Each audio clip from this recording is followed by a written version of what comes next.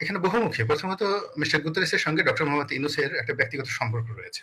It's a friendship relationship. এবং উনি আগের যে জো বাইডেন সরকারের অত্যন্ত প্রিয় ভাজন ছিলেন এবং তারও সময় শেষ। তো আমার কাছে প্রথমত মনে হচ্ছে যে বাংলাদেশের ডক্টর মোহাম্মদ ইউনূস এই মুহূর্তে যে ইমেজ সংকটে রয়েছে। লোকজন তাকে পছন্দ করছে না, ভালোবাসছে না, তার প্রতি বিশ্বাস স্থাপন করতে পারছে না। তো এই মুহূর্তে আসলে তাকে কিছু একটা শো করতে হবে। তো জাতিসংঘের মহাসচিব বাংলাদেশে এসেছেন, তার সঙ্গে হাত ধরাধরি করে হাঁটাহাঁটি করেছেন। এটা উনার একটা মার্কেটিং পলিসি হতে পারে।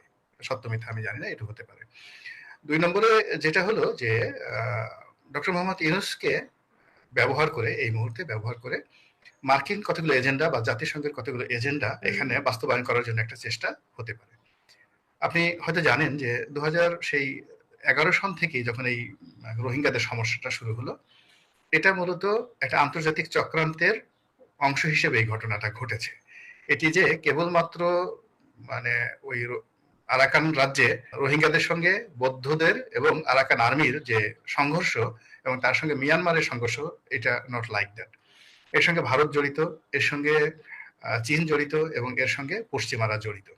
এবং দীর্ঘদিন ধরে এই এলাকাতে একটা নো ফ্লাইং জোন এবং একটা সেফ জোন তৈরি করার জন্য পশ্চিমারা তৈরি করেছে এবং অনেকটা এটা যাকে বলা হয় যে ইন্দোনেশিয়াতে যে পূর্ব তিমুর তারা তৈরি করেছে গুশমারের নেতৃত্বে, সেই পূর্ব তিমুরের আদলে এই এলাকাতে একটি জোন তৈরি করতে চাচ্ছে পশ্চিমারা। এটা তাদের দীর্ঘদিনের একটা প্ল্যান। সাবেক প্রধানমন্ত্রী শেখ হাসিনা যে বিষয়ে আমাদেরকে ইঙ্গিত দিয়েছিলেন সেটি মোটামুটি সামনে চলে আসছে এরকম বিষয়টি। এটা আমি বলতে পারবো না। প্রধানমন্ত্রী, সাবেক প্রধানমন্ত্রী হয়তো বলেছেন। তার কাছে তো অনেক তথ্য ডাটা থাকে এবং উনার একটা অনেক বদঅভ্যাস ছিল। তার মধ্যে একটা সুঅভ্যাসও ছিল যে উনি টাস করে অনেক কথা বলে ফেলতেন যেগুলো অনেক সময় নিজের বিরুদ্ধে যেত। যেমন আমি যদি হতাম আমি কখনো বলতাম না যে আমার ব্যক্তিগত পিয়নেরও ৪০০ কোটি টাকা চুরি করেছে। সেও হেলিকপ্টারে চড়েছে। কিন্তু বাস্তবতা হলো শেখ হাসিনা এই সমস্ত কথাবার্তা বলে ফেলেছেন। তবে এখানে আমরা যেটা দেখলাম যে উনি আসার প্রথমত কোনো কারণ ছিল না। এই মুহূর্তে কোনো কারণ নেই। উনি কেন এলেন আর কেন গেলেন এটা নিয়ে উনিও কিছু বলতে পারবেন না, আমরাও কিছু বলতে পারছি না। বিকজ আপনারা জানেন যে আগে পার হেড জাতিসংঘের পক্ষ থেকে বরাদ্দ ছিল $20। এখন নতুন ডোনাল্ড ট্রাম্প আসার পরে বরাদ্দ কমে এটা এখন $8 চলে এসছে রোহিঙ্গাদের। $12 ছিল, সেটা অর্ধেকে নেমে এসেছে $6 হয়েছে মাথা পিছু পার মান্থ। হ্যাঁ, ওরকম মাথা পিছু পার মান্থ এরকম চলে এসেছে। এখন এখানে এই অবস্থাতে তো ওনার আসার কথা না। বিকজ উনি তো এই সময় টাকা বাড়িয়ে দেওয়ার কোন সংবাদ নিয়ে আসেননি। ২ নম্বর হলো যে এখন মায়ানমারের উপরে জাতিসংঘের 1% দূরের কথা, কোটি ভাগের 1 ভাগও কোনো নিয়ন্ত্রণ নেই। তো মায়ানমারের আরাকান আর্মিদের সঙ্গে তার কোনো সম্পর্ক নেই। নেপিদো সরকার যেটা জান্তা সরকার, তাদের সাথেও জাতিসংঘের কোনো সম্পর্ক নেই। তারা আমেরিকা এবং জাতিসংঘকে যাকে বলা হয় একটা পশমের মতো মনে করে না। তো সেক্ষেত্রে তারা যদি বাংলাদেশে এসে থাকে তাহলে এটা বাংলাদেশের জন্য ডেঞ্জারাস যে বাংলাদেশকে বন্ধু হয়ে বাস দিতে আসছে। তো এরকম। এর মধ্যে আবার দেখা গেল যে বিএনপির সাথে যে বৈঠক হলো, সেই বৈঠকে তো বিএনপি খুবই হতাশ। বিএনপি সেটা কল্পনাই করতে পারে না যে উনাদের সাথে আমাদের বৈঠক কেন হলো? ভদ্রতা করে ডেকেছেন, এজন্য ভদ্রতা করে তারা গিয়েছেন। কিন্তু বৈঠকে যে সমস্ত কথাবার্তা হলো, বিএনপি ভদ্রতা করে বলেনি, কিন্তু বিএনপির মনে হয়েছে যে তারা সম্ভবত বর্তমান সরকারের কোনো এজেন্ডা বা রিকোয়েস্ট এটা বাস্তবায়ন করার জন্য মূলত মিস্টার গুতরেস এখানে এসেছেন। এরকম অবস্থা। তারপরে তার যে কর্মকাণ্ড আচরণ এগুলো অতি নাটকীয়। যেমন ডক্টর মোহাম্মদ ইউনূস সেখানে টুপি পরে গেলেন। তো নরমালি ডক্টর মোহাম্মদ ইউনূস কোনো শুক্রবারে টুপি পরে কোনো জুমার নামাজে গিয়েছেন আমরা এখন পর্যন্ত দেখি নাই। যে বাইতুল মোকাররমে নতুন খতিব সাহেব আসলেন, তো উনি একটু কেমন ওয়াজ করেন, যাই একটু এই শুক্রবারটা বাইতুল মোকাররমে নামাজ পড়ে আসি। উনি তো সর্বজন শ্রদ্ধেয়। তো এখানে ওনার টুপি দেখলাম না, বা ওখানে নামাজ পড়তে গেলেন সেখানেও দেখলাম না।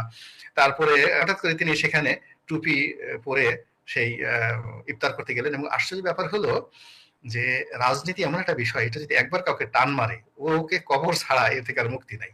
তো উনি এই প্রথম লক্ষ লক্ষ মানুষের সামনে গিয়ে দেখলাম যে তার চেহারার ভিতরে একটা জান্নাতি সুরত চলে এসছে। সে হাত নাড়াচ্ছিল, সে হাত নাড়াচ্ছিল, সালাম দিচ্ছিল।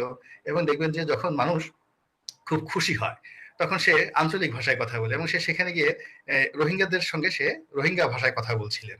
ইট মিনস এই যে 15 লাখ রোহিঙ্গা, এই 15 লাখ রোহিঙ্গাকে ডক্টর মোহাম্মদ ইউনূস এবং মিস্টার গুতেরেস তাদের সম্পত্তি মনে করছেন, অ্যাসেট মনে করছেন, নট লায়াবিলিটিস। তাদের আচার আচরণে ওটা মনে হয়নি, মনে হয়েছে তারা এটা একটা সুযোগ, এটা একটা লায়াবিলিটিস নয়, এটা একটা তাদের অ্যাসেট। এবং এই অ্যাসেটটাকে জাতিসংঘ এবং ডক্টর ইউনূস আগামী দিনে তাদের রাজনীতিতে, তাদের ক্ষমতার জন্য এবং তাদের স্বার্থ জন্য অথবা বাংলাদেশের স্বার্থের জন্য, এটা যে কোন মেরুকরণে নিয়ে যায় এটা আমরা এখনো পর্যন্ত বলতে পারছি না, বাট লক্ষণটা মানে দুজনে কি এটিকে ব্যবহার করছে, রোহিঙ্গা ইস্যুটাকে, মানে অ্যান্টনি গতরেস এবং আমাদের প্রধান উপদেষ্টা দুজনেই এইটিকে ব্যবহার করছে?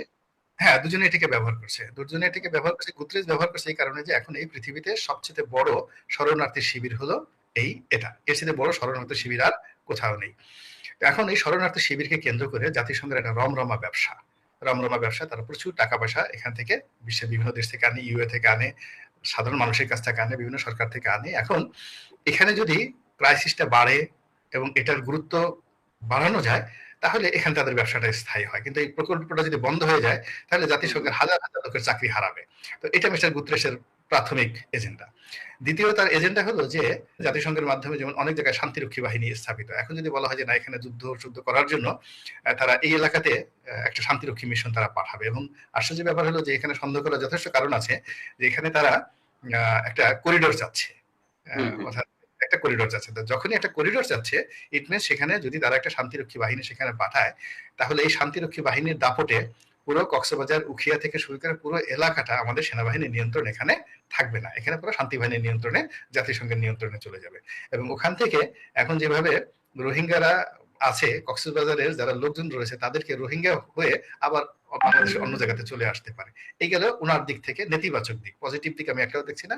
আর ওই যে আগে ডক্টর মোহাম্মদ ইউনূসের জন্য এটা ব্যাপার হলো যে বাংলাদেশে এখন আইন শৃঙ্খলা থেকে শুরু করে অন্য যে কোনো বিষয়গুলো রয়েছে, কোনোটাতেই ইতিবাচক কোনো ধারা তৈরি হচ্ছে না। প্রতিদিনই খুন, ধর্ষণ, রাহাজানি, মব জাস্টিস থেকে শুরু করে বিব্রতকর পরিস্থিতি তৈরি হচ্ছে।